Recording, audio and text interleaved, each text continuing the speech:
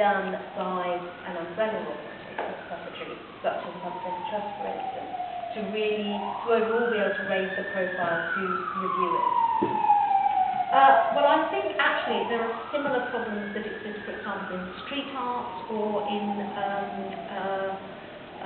live art, and it's something that I've talked kind of, with people working in those areas, and of course these areas do all kind of crisscross quite a lot. There is a real problem, I think. Perhaps it happens less in some ways with puppetry. I don't know, because a lot of puppetry, of course, does take place in theatre. So actually, I would turn around and say, get out more. Just like our critics would get out more. Why shouldn't that? So I don't want to digress too much, but actually, I think the possibilities, for example, of the use of puppets within, for example, in particular, the very fashionable world of site-specific theatre, have just really kind of not even begun to be explored. And that actually, I think that companies and individuals need to be looking to make those kind of opportunities and getting out there.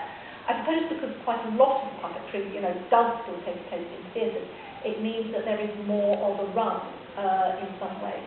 But I think one of the things that's certainly true, for example, as I say, with street art and things like that, is about umbrella organisations providing you with some information as a reviewer about things that might be 1 or 2 nights happening somewhere, but that then have a further life. Let me put it quite bluntly. For me, on The Guardian, there is such a huge amount of theatre happening every single week that it is extremely hard for me to turn around and say,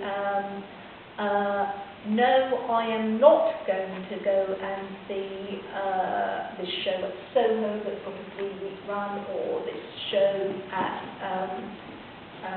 Royal Court or whatever it might be, because I want to go and see a show that's on for 1 or 2 nights, which is a puppet show or a live art show.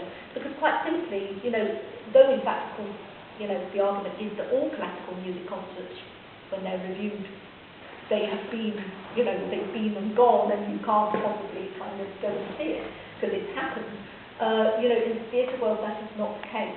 So therefore, I suppose, as an umbrella organisation, what would be tremendously useful to me, for example, recently there's a festival in the Midlands. What I wouldn't know from looking at the programme there is whether some of those shows that are on, whether in fact they have a further life. Because if they do have a further life, then actually I can turn around and say, I can justify going and see it because it may be off, but it's then going on to X and it's then going on to Y.